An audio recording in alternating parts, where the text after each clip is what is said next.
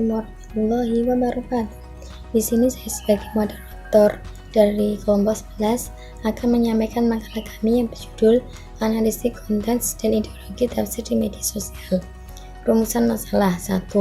Bagaimana pengertian analisis konten dan ideologi tafsir di media sosial? 2.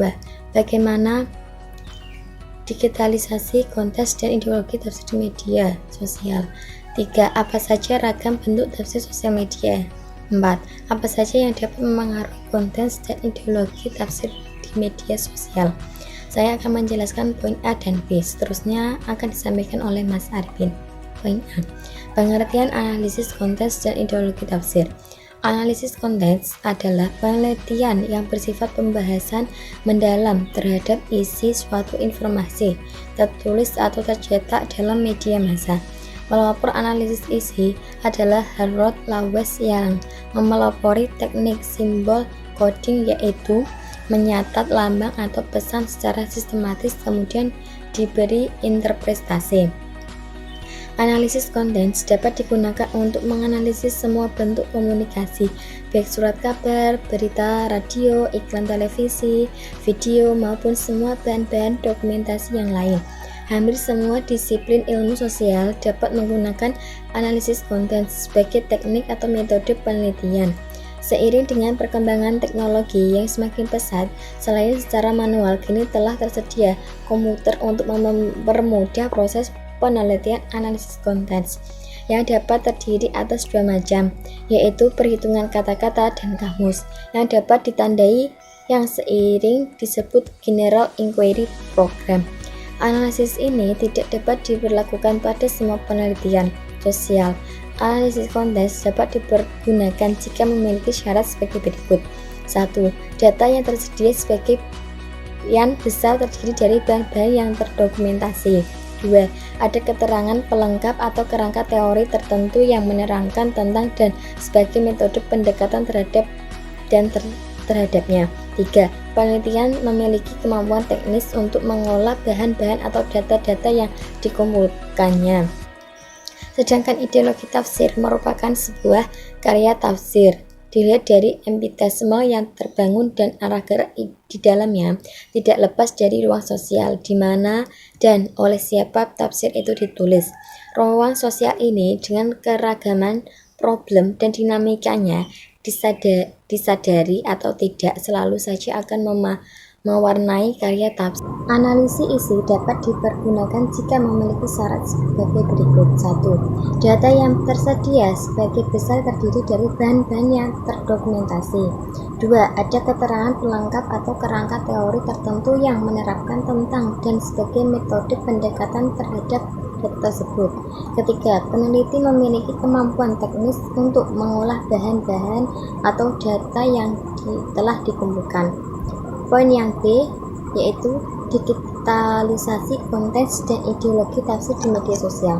Pada kehidupan manusia pada saat ini tidak bisa lepas dari dunia digital dan media sosial. Media sosial adalah sebuah sarana untuk berjumpa pribadi yang lebih mampu untuk memangkas jarak. Masyarakat dalam kehidupan yang serba modern tidak hanya mau menjadi pembaca, namun mereka juga ingin menjadi pembaca yang dapat berinteraksi dengan penulis dan pembaca lainnya. Kemajuan ini telah berubah dan menimbulkan pola pikir baru, cara berbicara, dan cara bertindak manusia. Kesadaran tentang pengaruh serta dampak media sosial mengundang manusia untuk membentuk sikap yang lebih bijak, cermat, dan bertanggung jawab dalam menggunakannya. Apapun yang dikomunikasikan melalui media sosial akan menjadi bahan konsumsi umum.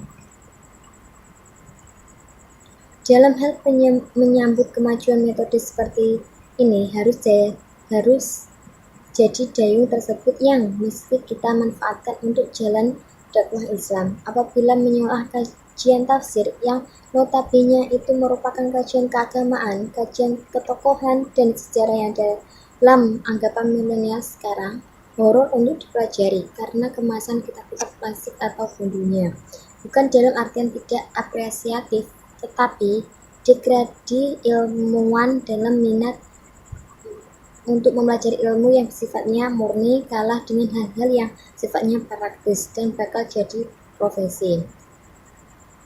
Dalam kaitannya untuk menggambarkan keterlibatan religius dengan internet, maka penting untuk mendiskusikan terlebih dahulu kerangka konseptual tentang agama digital. Subpermasalahan ini sangat berhutang pada kajian yang telah dilakukan. Cukup dari saya. Baik, terima kasih. Untuk yang selanjutnya terkait ragam bentuk tafsir sosial media. Jadi dalam bentuk tafsir media ini ada 3 kecenderungan. Yang pertama kecenderungan tekstual, yang kedua kecenderungan kontekstual, dan tafsirul ilmi.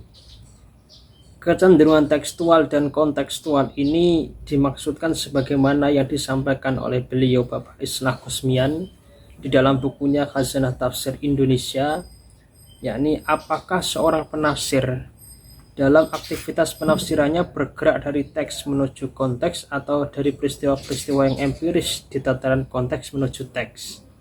Jadi ini sangat-sangat penting ya, harus kita perhatikan secara penuh. Jadi kecenderungan tekstual ini cenderung menggunakan analisis yang bergerak dari refleksi ya, dari teks ke konteks, yaitu memfokuskan pembahasan pada gramatikal tekstual. Dan adapun muara yang menjadi muaranya itu lebih bersifat kearaban, karena murni Al-Quran itu berasal dari bahasa Arab, sehingga pengalaman sejarah dan budaya di mana penafsir dengan audiennya sama sekali tidak punya peran.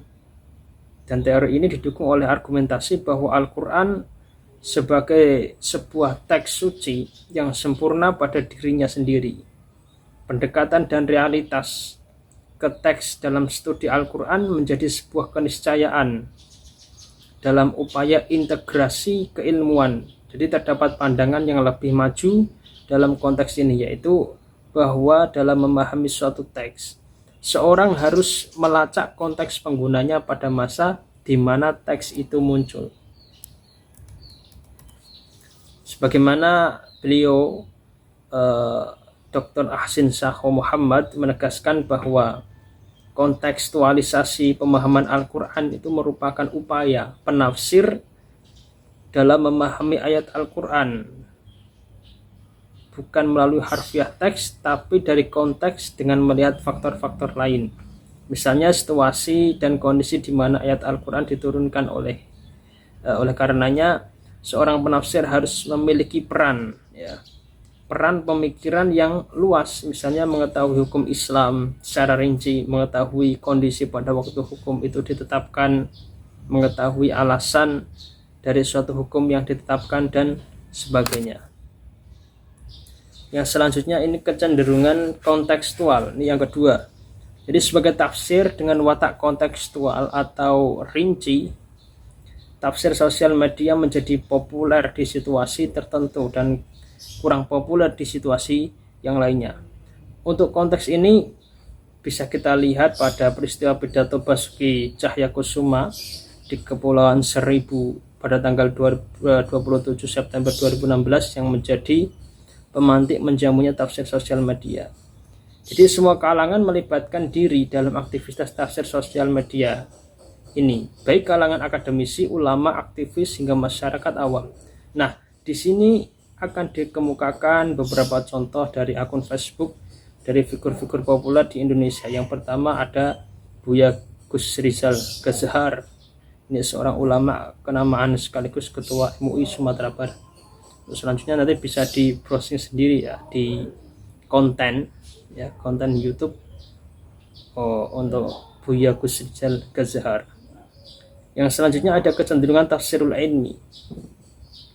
Jadi salah satu kecenderungan yang muncul dalam tafsir kontemporer atau tafsir yang era modern seperti ini, tafsir ilmi.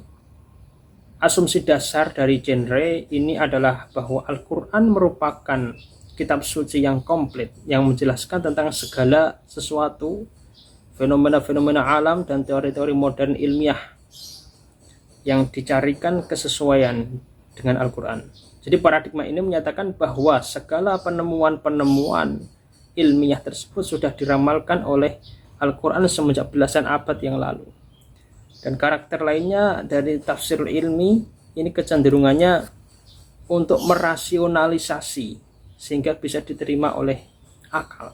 Penafsiran merasionalisasi penafsiran ayat-ayat Al-Quran yang memiliki secara literal terkesan irasional.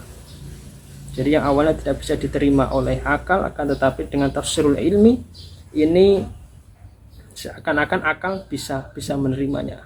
Contoh rasionalisasi ini bisa dilihat umpamanya pada upaya beliau Muhammad Abduh untuk merasionalisasi serangan ababil, burung ababil ketika menyerang Ka'bah. Burung ababil ketika menyelamatkan Ka'bah, dan mereka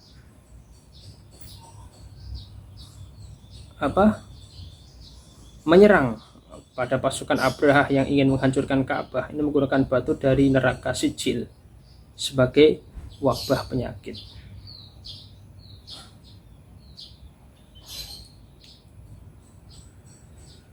Tafsir ilmi juga sering muncul di media sosial, sangat banyak status-status Facebook yang mengaitkan kisah-kisah suatu ayat Al-Quran tentang alam, ayat kauniyah dan fenomena atau penjelasan ilmiah tertentu. Banyak sekali kita jumpai mereka menafsirkan ayat Al-Quran melalui gaya bahasa yang dapat diterima oleh akal, baik di Facebook, WhatsApp, Instagram, Twitter, dan yang lebih marah lagi konten YouTube yang ada sekarang saat ini.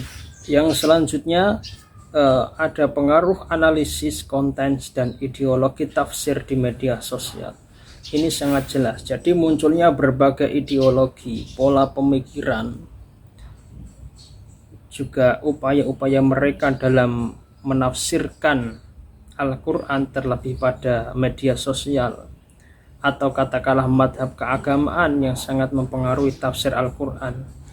Ini sangat berpengaruh. Jadi hal ini terjadi karena Al-Quran itu merupakan acuan, merupakan hukum pertama dasar bagi kaum muslimin, yakni yang mendukung madhab-madhab tertentu.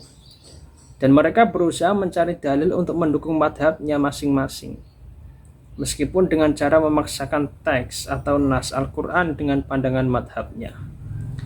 Mereka menafsirkannya sesuai dengan jalan pikiran dan keinginan, serta menakwilkan ayat-ayat yang berbeda dengan pendapat madhabnya, sehingga sehingga tidak tampak berlawanan dan